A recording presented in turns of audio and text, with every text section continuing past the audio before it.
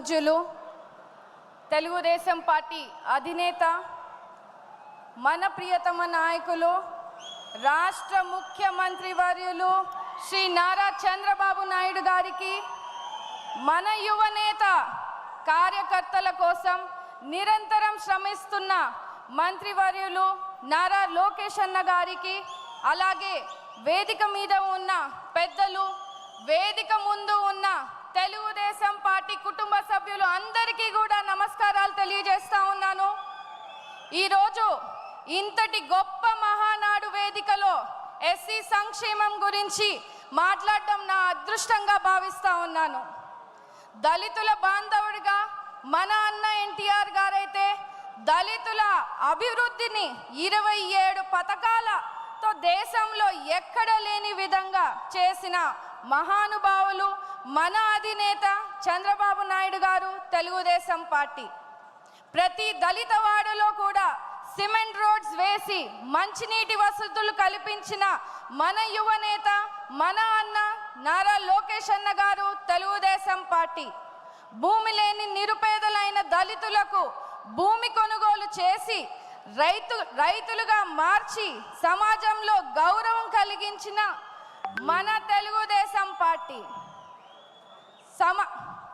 సామాజిక న్యాయం కల్పించాలని, అణగారిన వర్గాలకు పిల్లల విద్యను అభ్యసించేలా, ఆర్థికంగా అభివృద్ధి చెందాలని, సమాజంలో గౌరవంగా జీవించేలా చూడాలని డాక్టర్ బిఆర్ అంబేద్కర్ గారు కలలు కన్నారు.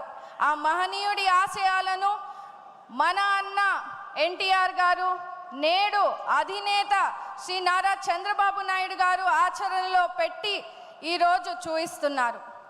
దళిత వర్గాలు అన్ని రంగాల్లో అభివృద్ధి చెందాలని, వారి అభివృద్ధికి మునిపెన్నడు లేని విధంగా చంద్రబాబు నాయుడు గారి పాలనలో సబ్ ప్లాన్ రూపంలో మనకి 40,000 కోట్ల వ్యయం చేశారు. ఎస్సీలకు అనేక అభివృద్ధి సంక్షేమ కార్యక్రమాలు చేపట్టడం జరిగింది.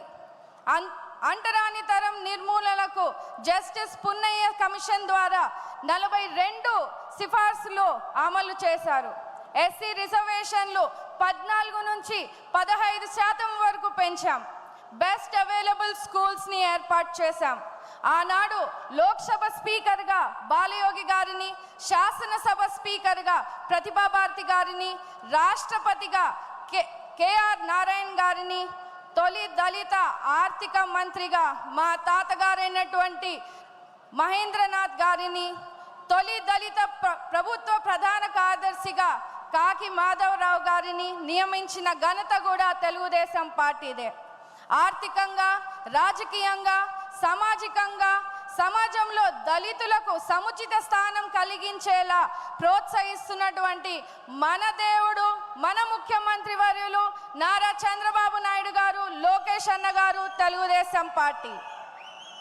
అంతేకాకుండా విదేశీ విద్య పథకం ద్వారా వందలాది దళిత బిడ్డలకు ఆర్థిక సాయం చేశాం.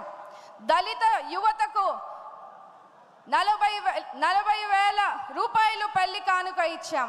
ప్రతి దళిత వాడలో 1,000 కోట్ల రూపాయల సీసీ రోడ్లను వేశాం. ఇన్ని మంచి పనులు, ఇన్ని మంచి స్కీమ్స్ని మన దళితులకి అభివృద్ధి చెందేలా చేస్తే జగన్మోహన్ రెడ్డి గారు అధికారంలోకి వచ్చాక ఇవన్నిటిని కూడా నిర్వీర్యం చేశారు. దళితులకు సంబంధించిన 27 పథకాలు రద్దు చేశారు. 28,000 కోట్ల సబ్లాన్ నిధులను దారి మళ్లింపు చేశారు. ఎస్సీ కార్పొరేషన్లు నిర్వీర్యం చేశారు. వైసీపీ పాలనలో దళితులపై దాడులు, దౌర్జన్యాలు పెరిగాయని స్వయంగా రాజ్యసభలో కేంద్రం వెల్లడించింది.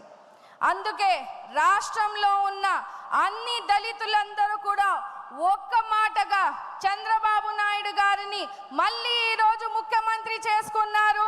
దానికి మీరందరూ కూడా కృషి చేసినందుకు రాష్ట్రంలో ఉన్న ప్రతి తెలుగుదేశం కార్యకర్తకు, ప్రజలకు ఈ వేదిక మీద నుంచి కూడా ధన్యవాదాలు తెలియజేస్తా ఉన్నాను. మరి ముఖ్యంగా ఎస్సీ వర్గీకరణ చేసి దళితులకు ఆపద్బాంధవుడిగా నిలిచారు. ఈ బడ్జెట్లో కూడా 20,000 కోట్ల రూపాయలు కేటాయించి దళితుల అభివృద్ధికి, కృషికి చంద్రబాబు నాయుడు గారు తెలుగుదేశం పార్టీ చేస్తున్నటువంటి పనులకు దళిత జాతి తరఫున అభినందనలు తెలియజేస్తున్నాను సార్.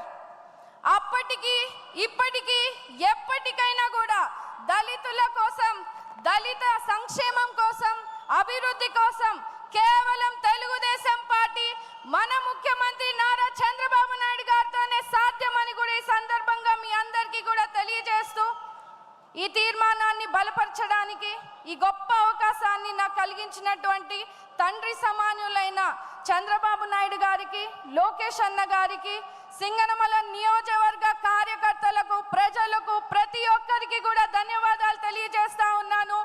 జోహార్ అన్న ఎన్టీఆర్, జై తెలుగుదేశం, చంద్రబాబు నాయుడు గారి నాయకత్వం, లోకేష్ అన్న గారి నాయకత్వం, జై భీమ్.